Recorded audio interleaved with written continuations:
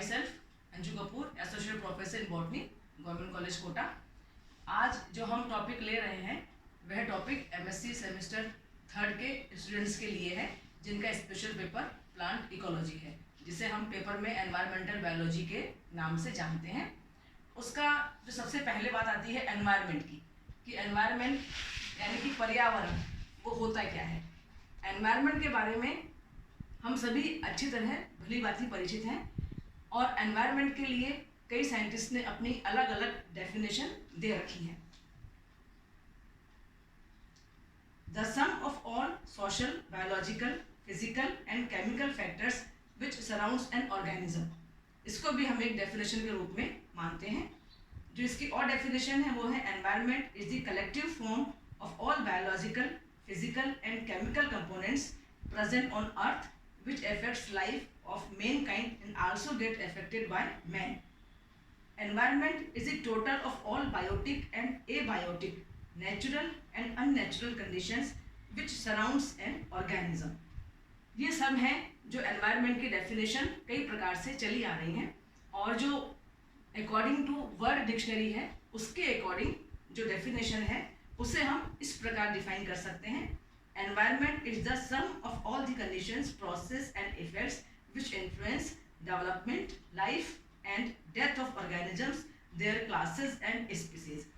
तो ये जो definition हमने अभी पढ़ी है, इन definition को अगर मिला के हम इनका एक सार निकालें तो हम ये कह सकते हैं कि environment में जो भी organism रहते हैं वो सभी organism किसी न किसी प्रकार से environment को और एनवायरनमेंट किसी न किसी प्रकार से ऑर्गेनिज्म को अफेक्ट करते हैं और वहाँ मिलने वाले जो फैक्टर्स हैं, चाहे वो बायोटिक फैक्टर्स हों या एबायोटिक फैक्टर्स हों, वो भी सब आपस में एक दूसरे को प्रभावित करते हैं। इस प्रकार जो एनवायरनमेंट है ये एक कॉम्प्लेक्स है, एक जटिलता है, एक कॉम्प्लेक्स है। यहाँ पर जो डायग्राम दिया गया है, इस डायग्राम में ये जो आपस की इंटरडिपेंडेंसीज है और जो कॉम्प्लेक्स सिस्टम है उसको अच्छी तरह समझाया गया है।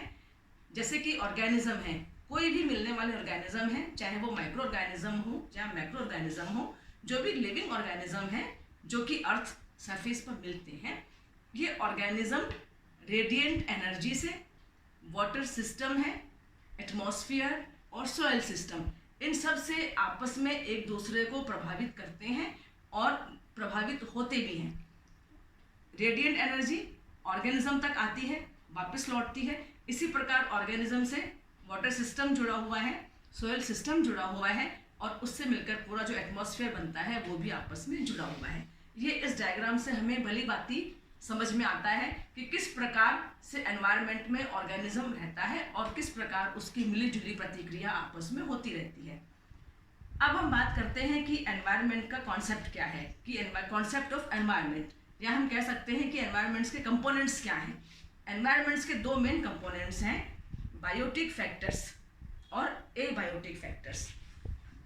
जो बायोटिक फैक्टर्स हैं, बायोटिक फैक्टर्स में लिविंग ऑर्गेनिज्म आते हैं। यहाँ जो लिविंग ऑर्गेनिज्म है वो living organism relationship among organism, उसके बारे में हम पढ़ते हैं। साथ ही उनकी आपस में क्या पॉजिटिव इंटरेक्शन है और क्या नेगेटिव इंटरेक्शंस हैं उसके बारे में भी हम इसमें जानते हैं। क्योंकि जब कोई भी ऑर्गेनिज्म कहीं एनवायरनमेंट में रह रहा है तो उसके आपस में पॉजिटिव रिलेशंस भी होते हैं और नेगेटिव रिलेशंस भी होते हैं। आपस में पॉजिटिव और नेगेटिव इंटरेक्शन के कारण उसका पूरी तरह से प्रभाव वहाँ पर जहाँ पर वो मिलते हैं उस एनवायरनमेंट में या उसकी वहाँ पर हैबिटेट में भी पड़ता है। इसी प्रकार एबायोटिक फैक्टर्स, एबायोटिक फैक्टर्स जो हैं, एबायोटिक फैक्टर्स में मेनली आते हैं climatic factors, topographic factors and edaphic factors.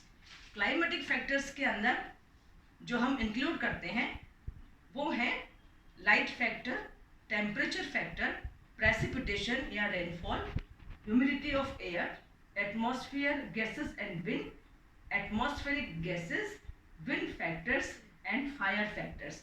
कहने का मतलब है जितने भी जलवायुवीय जो कारक हैं वो सब, जैसे लाइट, टेम्परेचर, प्रेसिपिटेशन, इस प्रकार के सारे ही जो फैक्टर्स हैं उनको हम एबायोटिक फैक्टर्स में इंक्लूड करते हैं।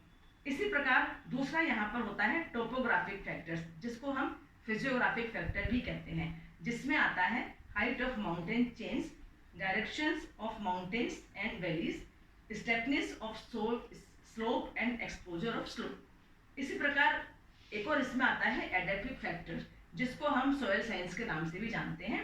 एडेप्टिव फैक्टर्स में importance of soil, composition of soil, formation of soil, factors affecting soil formation, soil profile, some processes in soil formation, characteristic to the climatic type, soil characteristic, soil complex components and properties, soil erosion and soil conservation के बारे में हम इसके बारे में जानते हैं।